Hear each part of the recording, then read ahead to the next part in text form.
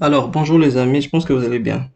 Nous sommes déjà sur la septième vidéo aujourd'hui et la vidéo d'aujourd'hui va concerner la poutre de ceinture.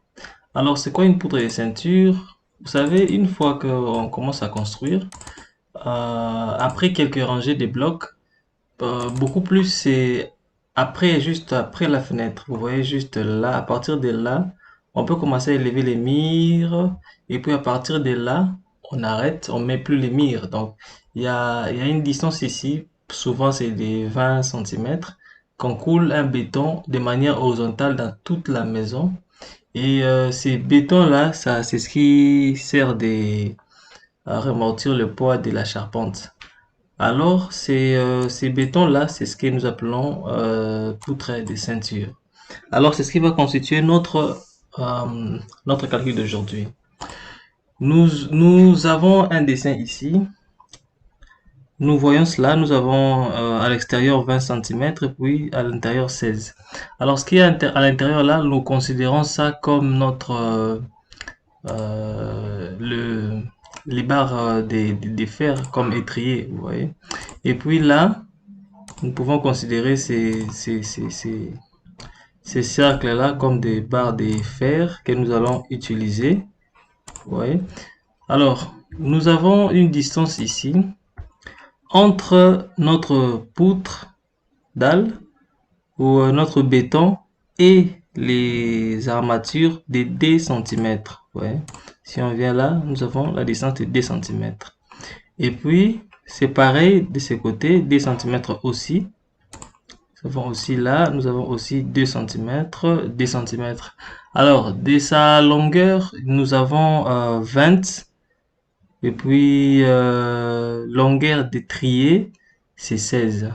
Largeur d'étrier ici, c'est 11. Et puis, la largeur pour béton, c'est de 15. Alors, nous allons passer très vite sur les armatures. Le côté armature nous dit ceci. Nous devons trouver le LT. LT veut dire longueur totale. En réalité, la longueur totale pour nous, c'est le périmètre. Et puis, nous avions trouvé 77,35 mètres dernièrement. Alors, ce que nous allons faire ici, c'est quoi? On a déjà trouvé le P. Le P nous donne 77,35 mètres. Pour cela, nous devons aussi trouver la longueur développée. La longueur développée, c'est comment? La longueur développée est égale à LT, donc longueur totale, multipliée par 4. Longueur totale multipliée par 4. Alors, qu'est-ce que ceci veut dire? LD est égal à LT multiplié par 4. Les 4 ici, c'est là, ce sont là 1, 2, 3, 4. Ce sont les 4 barres de fer que nous allons mettre dans notre poutre de ceinture. C'est pourquoi la LD, pardon, longueur développée, qui sera égale à la longueur totale, périmètre, multiplié par 4. Donc, nous prenons, c'est comme prendre notre périmètre là, multiplier ça par 4 et directement savoir que chaque barre de fer va prendre une longueur de notre périmètre. Voilà. Cela veut dire, nous prenons notre longueur, nous prenons 77, donc c'est ce qui est égal à 77,35. 77,35 mètres multiplié par 4. C'est ce qui nous donne comme réponse 309,4. 309,4 mètres. Alors, lorsque nous avons comme réponse 309,4 mètres, faut pas rester juste là. Vous savez, nous allons faire un ajout. Normalement, il faut faire un ajout de 2 barres de fer. Nous devons faire un ajout de 2 barres de fer vu qu'on va utiliser, on va couper et puis tout ça. Dans ce cas, nous allons faire 309 multiplié 309,4 que nous allons additionner avec 24 mètres. Alors, vous savez très bien, 24 mètres veut dire comment? Parce que la longueur commerciale de notre vente des barres de fer est de 12. Alors, c'est pour cette raison-là, lorsque nous faisons 304,4, nous allons multiplier ça par 20, nous allons additionner ça par 24. Alors, lorsqu'on additionne ça par 24, ça veut dire que nous avons ajouté 2 barres de fer. Ajoutant 2 barres de fer, nous avons directement comme réponse 333,4, vous voyez. Là, c'est moi, je vais déjà calculer. Vous pouvez bien vérifier si, bon, s'il y a question de vérification, voilà. Alors, nous savons qu'on a 333,4 mètres que nous voulons bien savoir combien de barres de fer on peut acheter parce que 333,4 mètres sont les nombres total ou soit la longueur développée. Vous voyez, longueur développée, ça veut dire quoi? Nous avons toutes les barres de fer que nous allons mettre réunies ensemble et chaque barre de fer prend la longueur de notre maison ou de notre bâtiment. C'est pourquoi en ajoutant aussi 24 mètres, parce qu'en cas de perte, on ne sait jamais, nous nous sommes arrivés à 333,4 mètres. Alors, comment est-ce qu'on doit faire pour donc barre de fer achetée? Barre de fer à acheter. Alors, ce qu'il faut savoir, c'est quoi? D'abord, il faut connaître c'est quoi la LC. LC commerciale. Et la longueur commerciale dans votre région, c'est de combien? Précisément là où moi je suis, on vend une barre de fer avec la longueur de 12 mètres. Alors, la formule nous dit ceci. Lorsque vous voulez trouver le nombre d'armatures, donc nombre d'armatures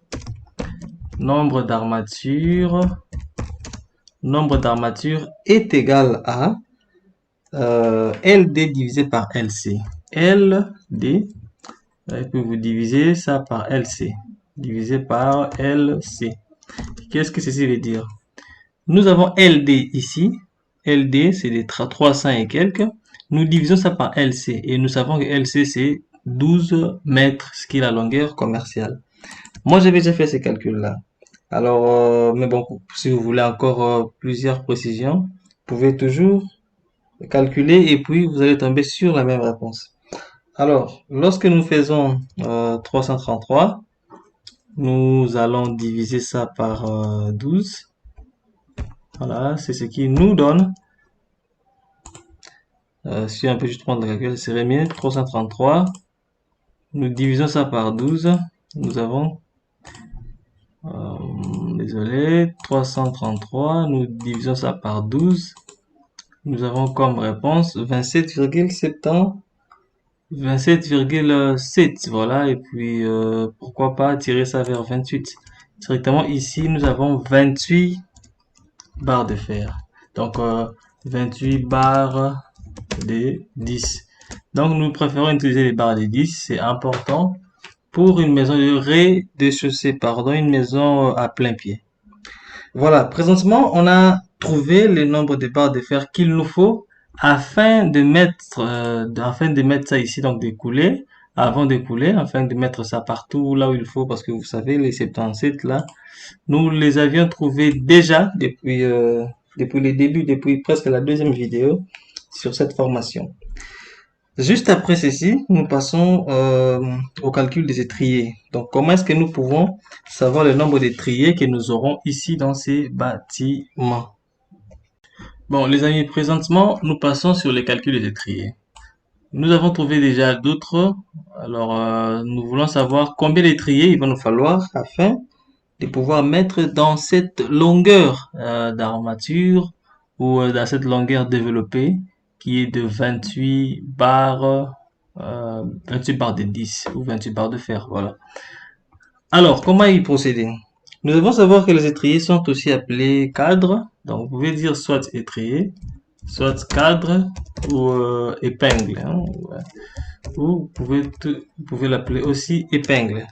Alors, cadre, épingle ou étrier, bon, il y a des spécifications, mais ici, normalement, nous utilisons le cadre, hein, parce que, voilà. Bon, c'est presque le cadre, voilà.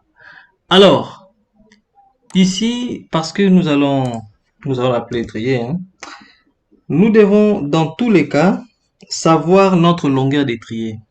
Alors, la longueur d'étrier, comment est-ce qu'on peut connaître comment est-ce qu'on pourrait faire pour connaître la longueur d'étrier? Nous devons faire, normalement, 11. Nous devons faire 11 plus, dans notre cas, 11 plus 16. 11 plus 16 fois 2. 11 plus 16 fois 2. Et puis, plus 10. Alors, on va prendre une calculette et dire, d'abord, nous devons dire le pourquoi des 16, 11 plus 16 fois 2, puis plus 10. Alors, le 11 là, c'est ce que vous voyez ici. Le 11 est là. Et puis le 16, c'est ce que vous voyez là. Le 2, c'est parce que nous multiplions ça par 2. Parce qu'il n'y en a pas seulement ici ou là, il y en a aussi là et là. Nous multiplions ça par 2. Et puis les 10 ici sont les dépassements pour les crochets des barres de fer. Donc, lorsque le barre de fer est là, ça va un peu décrocher de cette manière-là. Là, on l'a pas fait. Donc voilà, ça aide à ce que les lettriers puissent être retenus. Et puis voilà, une fois que nous avons ça, nous avons ces 10 centimètres, nous devons maintenant calculer et savoir ça nous fait combien comme longueur. Alors, nous partons, nous allons faire 11, 11 plus, 11 plus 16 fois 2 plus 10. Ça nous donne 64. 64 centimètres. Nous avons 64 centimètres ou encore nous avons 0,64 mètres. Nous avons trouvé la longueur de notre étrier. Maintenant que la longueur de l'étrier est trouvée, nous devons passer par savoir l'intervalle. Alors, l'intervalle, c'est quoi? L'intervalle, c'est la distance entre un étrier et l'autre.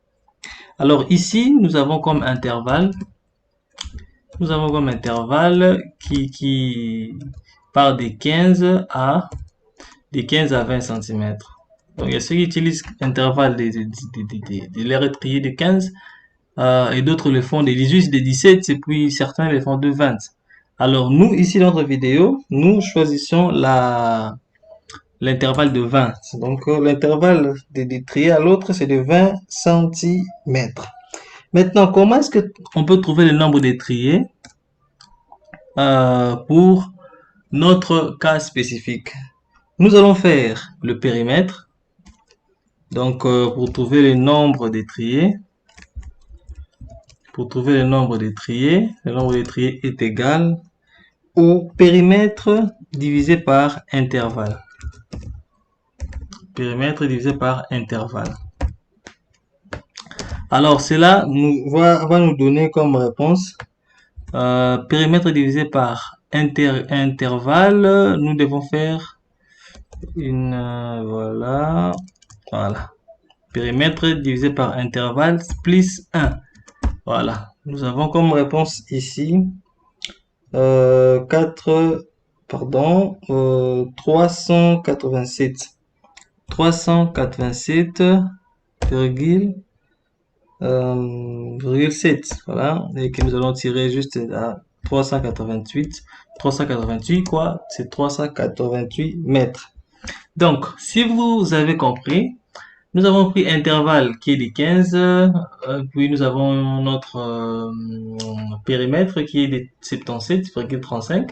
Alors, ce qu'on a eu à faire, c'est prendre les périmètres divisés par l'intervalle pour trouver le nombre d'étriers à mettre. Comment ça? Nous avons ici, vous voyez là, tout espace, tout endroit où nous allons mettre, couler la dalle. Ça nous fait 77 mètres. Alors, nous prenons cela comme mètre linéaire. On ne les met plus dans la vie en plan. Vous voyez? Nous prenons tous ces murs ici. On suppose que tous ces murs ont été élargis du genre comme ça, tout droit. Tout droit comme ça. Alors, dans sa droiture maintenant, vous prenez. Donc, vous prenez sa droiture. On imagine qu'on a pris tous ces murs, on a mis ça droit comme ça. Et puis, au-delà de ça, nous commençons à mettre les étriers. Alors, s'il faut remplir tous les étriers ici, il faut prendre la longueur là, diviser ça par l'intervalle. Donc, un étrier, après l'autre étrier, après l'autre étrier, après l'autre. Une fois que vous divisez ça par cet intervalle là, vous allez connaître combien d'étriers vous aurez à faire entrer ici.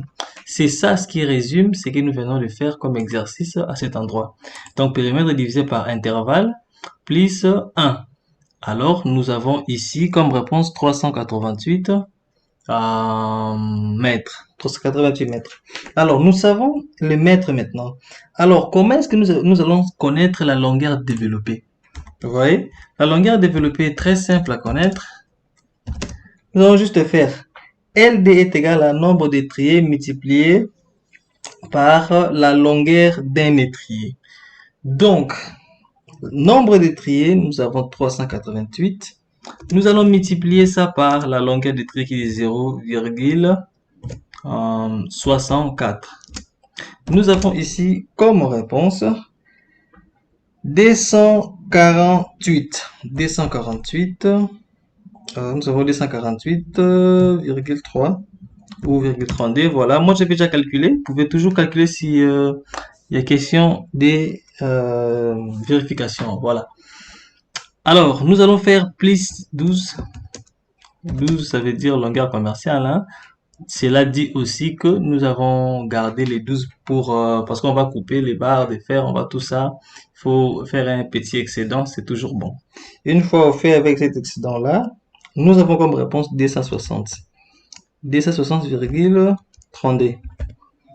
260,32, c'est ce que nous allons amener tout simplement. Nous ferions mieux de laisser ça comme ça. Hein. Et puis à la fin des calculs, nous allons simplement arrondir et puis ça va aller. Maintenant, on a trouvé notre LD. Le LD est trouvé. Mais ce qu'il faut maintenant trouver, ce qui va nous amener à savoir le nombre de barres de fer, nombre de barres à acheter. Cela est égal à LD divisé par LC. LD divisé par LC. Divisé par LC. Vous savez que LD, c'est ce que nous venons de trouver là. Et puis LC, c'est la longueur commerciale. Tout simplement, on fait 260,32 que nous allons diviser par 12. Une fois la division est faite, nous allons trouver 216. Pardon, nous allons trouver 21,6 barres de fer que nous allons tirer vers 22 barres de 6 parce que les étriers, on les fait avec les barres de fer des 6 de diamètre. Voilà, on a fini avec la partie armature. Maintenant, nous allons entamer la partie béton, savoir combien il nous faudra de béton, des sables et puis des ciments pour cette poutre des ceintures. Voilà les amis, nous maintenant passons au béton, donc savoir combien nous avons des mètres cubes afin de ressortir le nombre de sacs de ciment, nombre de sable et puis quantité de caillasse. Alors, nous avons ici comme formule qui nous dit V est égal à P multiplié par S. Donc, volume, c'est périmètre multiplié par la surface. Ensuite, la surface est égale à L multiplié par L. Donc, L longueur et puis L largeur. Comment faire pour trouver tout ça? Ce qui est très simple. Nous avons P. P qui est égal à 77,35 mètres. Et puis nous avons S qui est égal à 0,15. 0,15 multiplié par 0,20. Ceci nous donne comme réponse 0,03 mètres carrés. Alors, 15 et puis 20, c'est quoi exactement si nous venons là? Nous avons ici 20 cm et puis ici 15 cm. Alors, nous multiplions 15 et 20, ça nous donne 0,03, plus le périmètre, la longueur de la maison, comme je vous expliquais là. Alors, une fois que nous allons faire ça, nous devons savoir que V est égal à, nous allons donc faire V est égal à PS, donc périmètre qui est de 77,35 mètres, que nous allons multiplier ça par notre surface. Nous allons multiplier ça par notre surface qui est de 0,03. Alors, une fois fini, nous aurons comme réponse qui nous est de 2,3205. 2,3205. 2,3205 mètres cubes. Et c'est ça notre volume. Nous avons donc un volume qui est égal à 2,3205 mètres cubes. Voilà, c'est avec ces volumes que nous allons travailler maintenant la quantité de ciment. Nous travaillons la quantité de ciment. Et puis la quantité de ciment ici est égale à au volume. Vous voyez, volume 32,05 que nous allons multiplier par le dosage qui est de 350 kg par mètre cube. Et puis le tout, nous allons diviser par 50. Vous savez très bien que 50 c'est les sacs, les kilogrammes de sacs de ciment. Pourquoi 50? Il faut mettre 50 kg. Alors, une fois on calcule, nous aurons comme réponse 16,24. Nous avons 16,24. C'est ce que nous allons juste tirer vers 16 sacs.